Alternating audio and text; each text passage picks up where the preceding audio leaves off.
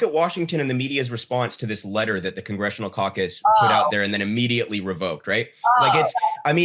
Listen, that letter praised Joe Biden's handling of this conflict. That letter said they supported the aid to Ukraine. They went as far as they could to this is a lukewarm take. This is not supposed to, this is innocuous.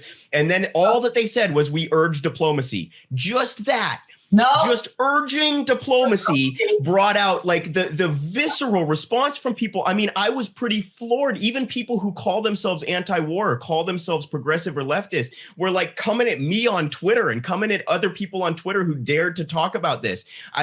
Just the very simple suggestion that we should do diplomacy. I mean, my God. Right. It was pathetic. Yeah. I saw all this going down. I'm like, okay, well, I got to read the letter.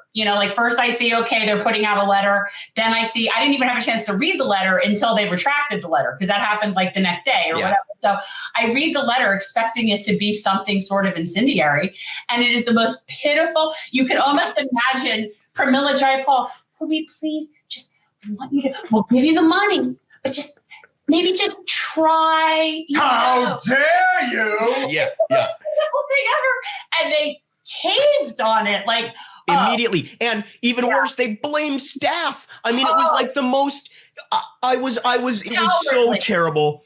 And by the way, shame on Pramila Jayapal for that. Shame on Pramila.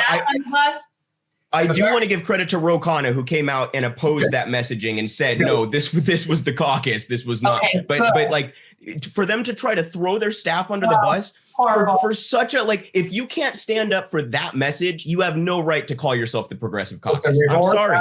Deal with Pramila Jayapal a year ago saying that Joe Biden has an A+ as president, and if she is she your congresswoman?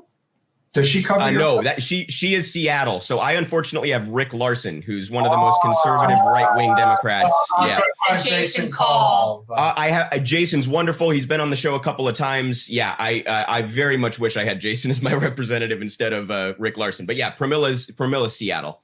But you know what? Does it matter? Because if you're going to retract a letter like that, seriously, what's the point? As far as I'm concerned, if you're the progressive caucus, the stand you needed to be taking was on the money and actually was on the ridiculous military budget in the first place. But they never said anything about that. And you get people like Alex voting present on the Israel Dome issue. It's they're not taking a stand for anything anti-war. You're not a progressive. You're not a progressive. I agree.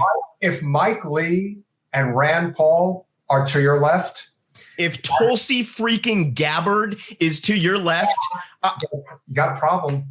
You got a problem. And when people say, listen, I am not the biggest fan in any way, shape, or form of Brianna Joy Gray. But I will say this. See, I love Bri. I'll sit here and defend Bri, but make your point. She let Joe Castroni have it the other day. Oh, she did. It was wonderful. And this is a guy who apparently was an advisor to Bernie. And coming on her show and trying to say, how dare you call the Democratic Party the party of warmongers? And what are we count the ways. What are we looking at here? Even Bri was stunned by that. She's wait, that's not even up for debate. What are you talking about? I could show you that our congresswoman gets a lot of money from Raytheon and Northrop Grumman and a bunch of places. So I would say that, although we're still going with the theory that just because you take their money doesn't mean you do what they say. We've had some. Right. The Hillary Clinton, well, they offered it to me, so. And what's really interesting is we've got a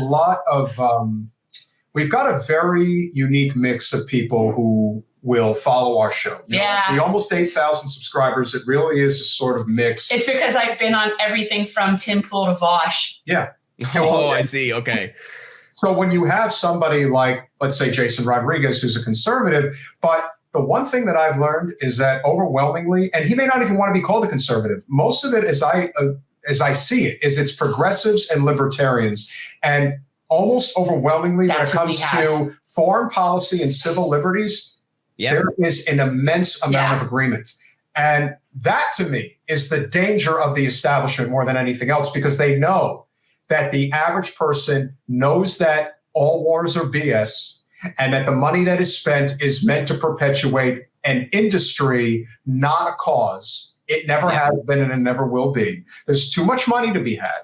That's the whole thing. That's why hoodwinking people into thinking they know anything about what's going on in Ukraine, even though, as I've tried to point out since the very beginning of this back in the spring, when you have trillions and trillions of dollars in resources in Western Ukraine, someone's getting their hands on it one way or the other. Whether it is lithium, whether it is iron, who the hell knows? But someone's getting it. And here's the thing. I don't care whether the oligarchs speak Russian or English. That's the thing. It doesn't really make a difference to me. And this was, listen, I don't profess myself to be some sort of foreign policy expert, right? but like my understanding is that a lot of this goes back to Ukraine in 2014 deciding they would take a loan from Russia instead of from the IMF. And that was a threat to the West.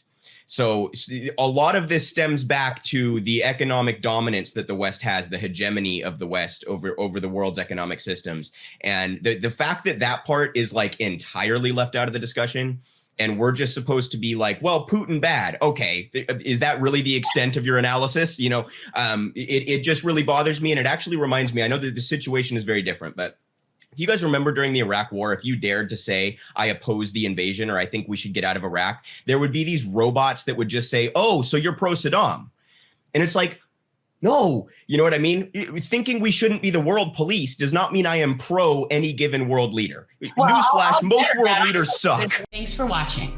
If you want to support our mission to transform politics into service, please like this video, subscribe, follow us on social media, and consider joining our Patreon, where you'll get early access to our interviews as well as other exclusive content. Links are in the description. Peace out.